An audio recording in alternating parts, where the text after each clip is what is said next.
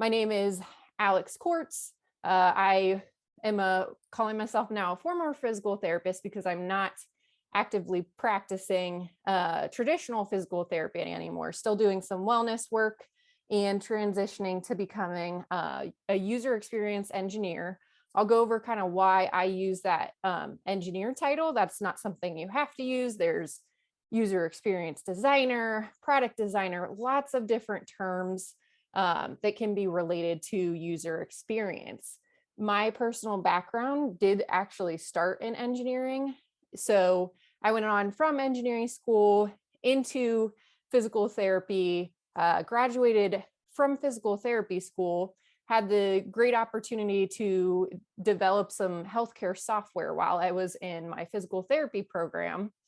Still continued on to physical therapy. I've done everything from private outpatient physical therapy practice for someone else to working in the hospital outpatient setting to working in skilled nursing. And then eventually, as after I became a mom, I decided to learn more about women's health. And I started opening up my own private practice, really a blend between physical therapy and online digital products and in-person wellness classes, essentially. So through opening my own business, I got to design my own website, got to learn a lot firsthand from that, and just started to realize that I personally enjoy designing websites, applications, and products a little bit more than I like the actual clinical patient care. I'm sure that many of you have similar stories. Feel free to chime in the chat if something resonates with you.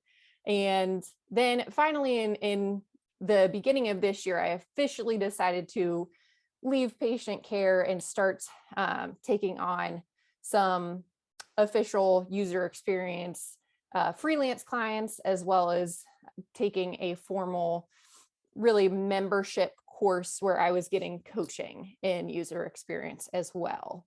So that's kind of where my framework is personally coming from. I will share my journey, and then I'm going to go ahead and share just some other ways to get into user experience. So let's go over, I'm going to assume that everyone is not super familiar with what user experience is. I'm going to give a caveat that today we are talking about user experience, but coming from the healthcare world, there is a very large world of tech that goes beyond user experience. You know, Amy was talking about her interest in software development. There's software development. There are also things called like product managers, product owners who aren't quite as techy. So if user experience doesn't resonate with you, but some form of tech does, know that there's so much more to explore. Today, we're going to focus on user experience. So the definition of user experience that I like personally, coming from the physical therapy and healthcare world, is that user experience really encompasses all aspects of the end user's interactions with the company, its services, and its products. So really, I think about it in terms of the user's experience of that company through their services, through their products. So we can even take this. So this is where when people are like, how do I relate my healthcare skills to technology? Well, especially when it comes to user experience, your users have just been your patients. Their experiences have been with your services, with how the hospital or your company operates. So I personally find a lot of parallels between patient care and technology. You have to just be a little creative in how we think about that. But I know that so many of us that are here, we think about our patients and we think about our clients and we think about their experiences. So in general, with user experience, the process we typically go through to design a product is that often, the way I like to think about user experience is that we are kind of the, if you have a Venn diagram, we're kind of the middle between any business goals that are going on and the user needs. So we're kind of the go-between and trying to find the middle ground of how can we use how can we make what the user needs work for the business still, and vice versa. So often if we, a couple examples of things you may work on is a user experience designer could be, hello, I hear somebody else joining in, come on in. So you could be creating a new website, you could be redesigning a website or trying to fix something that's not quite working for the company. You could also be designing some kind of software or application. So thinking about apps on your phone, like, Google Maps that you might use, or Uber's app, designing, that flow. There's so much to design between flow to interface. And we work very closely with developers who actually take our designs and make that work. So initially, when we're looking at this design process diagram, we are typically going to be in some way not only listening to our users, but listening to stakeholders to try to figure out, okay, what do we need to do here?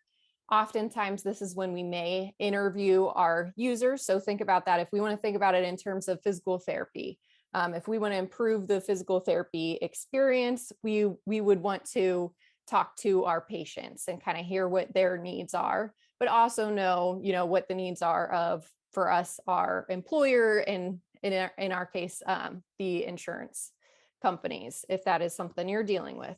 And then from there, you kind of take that information, you're going to analyze it, and it's going to inform your design. So we would be starting to create early what we call wireframes. So you're kind of sketching up a screen, essentially like a really rough idea of a screen. And then we would go and we would test that with our users to see if that's actually meeting their needs, solving some of their pain points. Are they using it in a different way? And then we're going to come back through the process and maybe redesign something that could be working better. And throughout this process, it's what we call iterative, meaning that you don't just go in a straight line from step to step. You're going back through the process. So think about in physical therapy that if we create a plan of care for someone and something's not quite working with their home program, we're often going to go ahead and tweak that. So that's kind of the very similar, again, to the process that we would use for design, looking at how things are working for our users.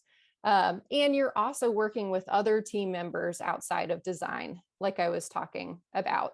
You're often going to be working with the developers who are actually implementing and coding your designs. So we always want to make sure that our stakeholders are also getting what they need throughout the process. So that's like a high level idea of what user experience is. So personally, how did I go from healthcare to user experience? You all have kind of heard my background, and I'm just checking the chat. I'm not seeing any new comments, so we'll again come up back to the question and answer here in a couple minutes. Personally, my background was in engineering, so I had some awareness of really more software development more than user experience. So when I decided to open my own practice, start my own business, I was designing my own website and I was just wanting to learn more about the process. So I stumbled upon, I'm sure that many of you are familiar with Meredith Caston. She's like the non-clinical PT. And so I found her therapy blogging course. I was somewhat interested in blogging, but honestly, I was attracted to her style. She wasn't super salesy, but she seemed to be good at getting to know, again, our users. So I went ahead and just tried that course to see if there was a way that I could improve my site and possibly even get into blogging and just explore like the creative side of the digital space. So personally, I really enjoyed that course. I had my website on WordPress.com. If you're not familiar with it, don't worry about it. Basically, her course helped me to learn self-hosted WordPress, or hosting on, for me, SiteGround, which opened up my capabilities of designing a website. So if you're like wanting to get your feet wet in just kind of designing websites, that could be something to consider for you. From there, I did a lot of self-learning. So I combined Meredith's course with an Udemy course. Joe Natoli is someone that I personally really enjoy learning from in the user experience space. His course was really helpful when I started taking on freelance clients. He gives a lot of strategy for how we start identifying the stakeholder needs, the requirements for our website or our application. Other things, like personally, I got into marketing and branding as well. So there are 2 books that I listed there that I think are personally interesting that we don't get in healthcare a lot. And then what has really ultimately launched my career into user experience, I stumbled upon my now coach. Her name is Ellen Toomey, and she runs a membership in a platform called You Are Techie. So she specifically focuses on helping moms transition, even sometimes from, so I think it was, who was it? You both Amy Hendrick. So she specifically kind of helps moms transition often from going from stay-at-home mom to breaking into the industry. She focuses on user experience, but Amy Welsh, she also does help developers as well. So her program is basically it is an online course where you do learn how to do the UX process, but she also offers coaching, which is really helpful when you're breaking into tech. And then she additionally encourages you to basically to develop 2 products in order to build your portfolio to get your first job. So the other key thing that I leave out kind of in part of this is for me has been just networking from the very beginning, like networking, start talking to people that you're wanting to, try something else, even if you don't quite know what it is yet. You would be surprised. If anyone is interested in taking like Therapy Blogging 101 or one of Meredith's courses, I can give you an affiliate link that does give you money off. I'll put that in the chat a little bit later, and some information about You Are Techie as well.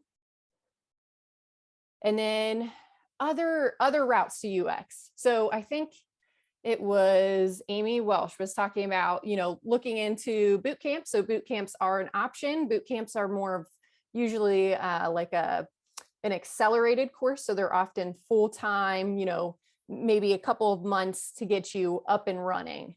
The goal is to get you working in the tech field quickly. I believe there are some UX boot camps. I think developer boot camps are more common. There are a couple I have heard recommended.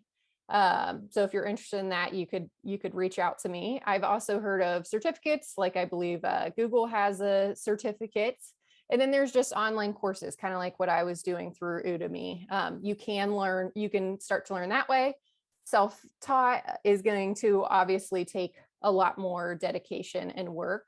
So there's no right or wrong way. One thing I will note is that in my coaching program, there have been a lot of people who come from boot camps or come from doing a certificate program because they are having trouble getting a job after they've done the boot camp, and Ellen really helps them build their portfolio and network and start interviewing. So another option, I recently connected with a physical therapist. She went back to I think it was like a 6-month program at a university for UX. And then the other option is you could just start networking. So there are some tech jobs that you may not need a whole lot of experience. You may even be able to bridge the gap with your healthcare experience, working for like a health tech company possibly. So I don't want to tell anyone that they have to go to, a boot camp or take a specific route, because I have not seen that to be true personally. So in my mind, from all that recap, what is the most important, no matter what route you're going to take, definitely, like I said, start networking, even start networking now, start gaining experience. So make a website, talk with someone who has problems with the website, try to help them solve that. Lots of opportunities there. And then also, just in my mind, one of the biggest challenges to leaving healthcare is just our mindset. So personally, that is why coaching was important for me. I had to get out of the mindset of healthcare, and really start to be willing to take risks and fail that isn't necessarily valued in healthcare, but is more valued in tech. And personally, it makes me a happier person. So lots of great outcomes to that. What burning questions do you all have? Let's see. Amy Walsh, you talked about, looking into boot camps for software engineering. Are there any specific ones you're looking into? I know I've heard of like Tech Elevator was one. Do you know if you want to do like front end or back end development? So that's a whole nother world to the tech world, is developers even, okay, let's see. So developers even have like specialties within. All right.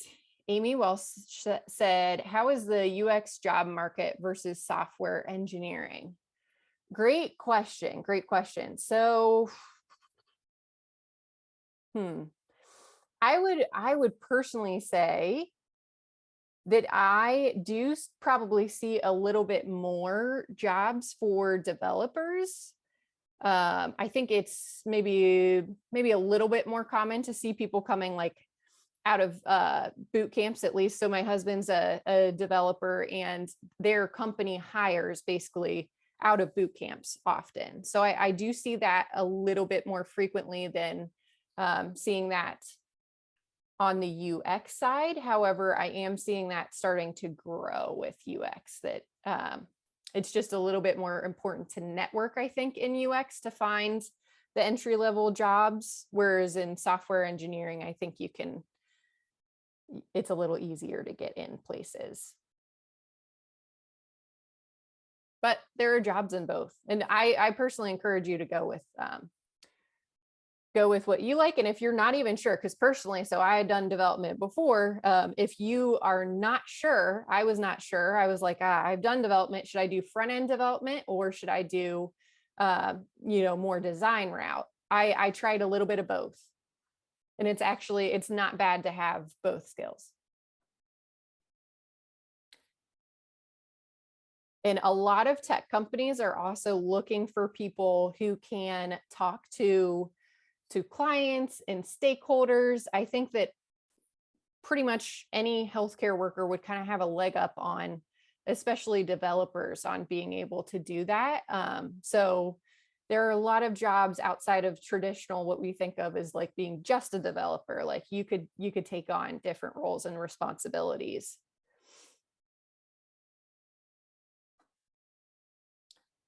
All right, everyone is quiet, but I do see questions coming in on the chat. All right.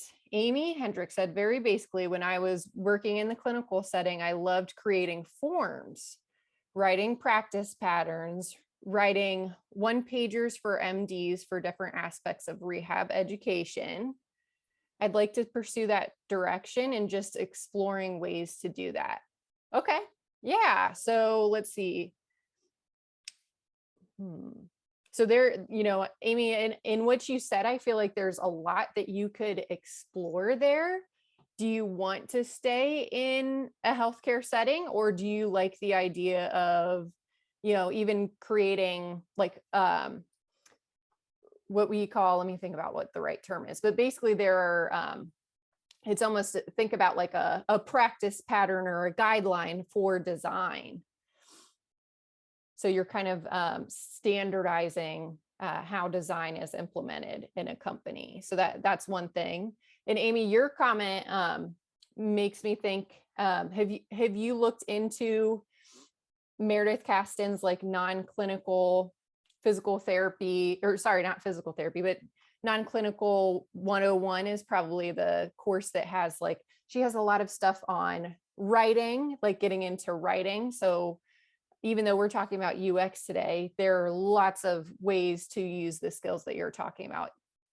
Copywriting. Okay, then I will put a link in here in just a minute.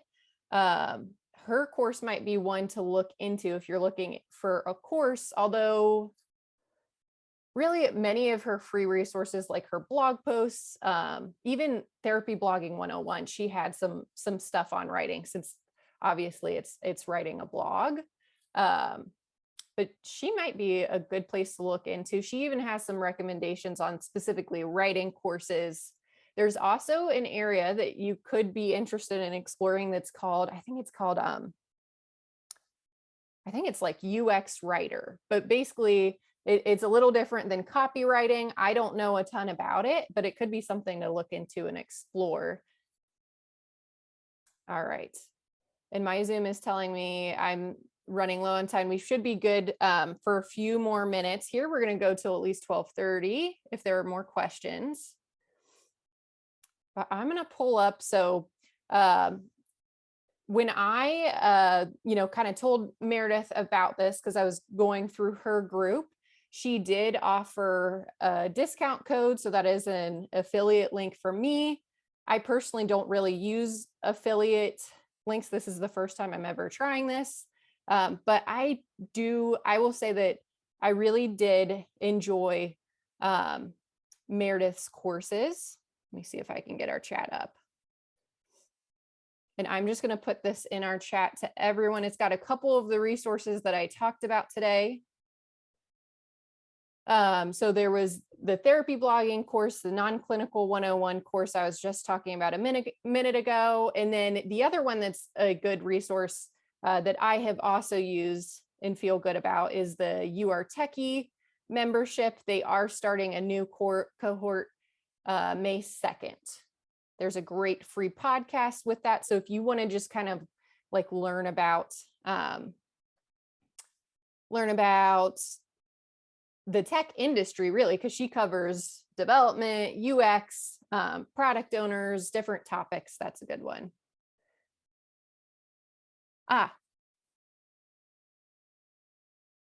Okay, and then Amy Wells said, did you try any of the UX courses from the You Are Techie site? So I'm trying to think.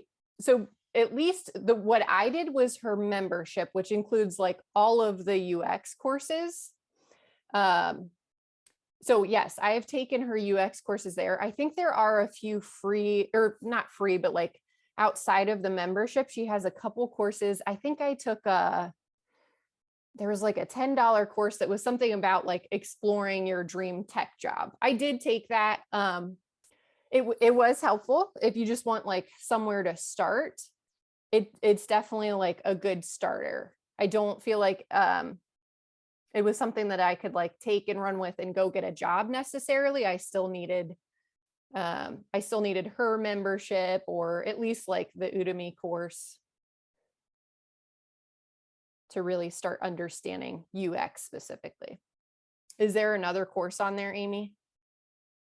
She may have changed. She may have like started putting those up outside of the membership. Trialing a free course in HTML to gain certifications. Great. Just to see if this is great, the route I want to go at this time. I'd like to try some free courses in UX to see. Awesome. I love that, Amy. So yeah, I'm trying to think. Ooh, I'm not sure about free courses. I will say that like the Udemy course and